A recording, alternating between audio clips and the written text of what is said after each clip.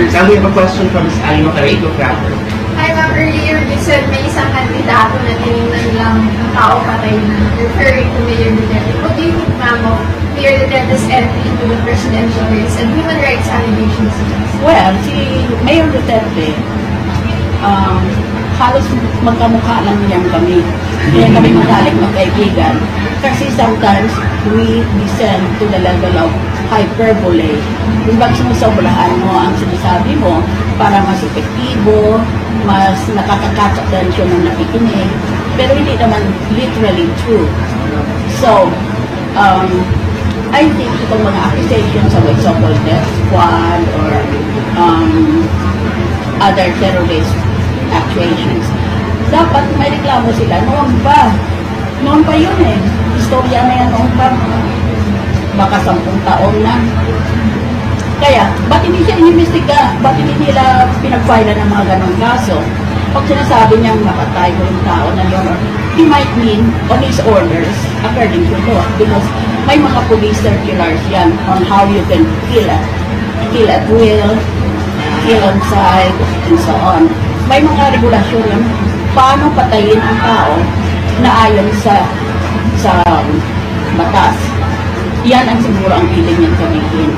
Pero wala namang tao magsasabing ako ang nagpatay dito kay ganito at i-describe niya mismo ang tao. That would be an admission against interest and he will need the full panoply of judicial defense. So, I think it can be disregarded unless there is weighty evidence as hyperbole. One of those things that politicians sometimes say, sometimes in an exaggerated way, to catch the attention of the public. So you personally don't believe ma'am that he's behind all these extrajudicial killings? Unless there is evidence. I was a former judge and I'm always careful to make a distinction between hyperbole, exaggerated way of talking, and a serious piece of evidence that's not necessarily just testimonial by testimony or may even consist of hard evidence. So we all have to obey the rules of court, particularly the rules on evidence. Last two questions, one from Mr. Rafi Tino. Follow-up lang po sa question. So amenable po kayo sa sinasabi ng CHR that DOJ should look into the allegations against Duterte? Excuse me? Yung CHR po is calling the DOJ to mag-investigate sa mga allegations. Are you amenable to that?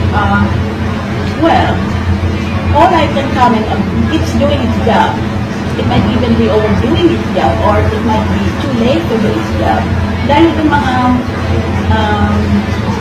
puro-puro tungkol kay Mayor Duterte never materialized into anything, not even the filing of a complaint in court. So, the question there that remains in the minds of the supporters is, why were these accusations not taken seriously? At that, more or less at the time when the alleged crimes were committed. Why only now that he has announced his candidacy for president? And by the way, now it becomes possibly an obstacle to his candidacy because these are crimes against humanity or these are crimes against human rights. So that is the first question in the mind of the voter. Why is he being accused of crimes that appear to have happened decades ago or at least several years ago? Even I, as a fellow presidential candidate, was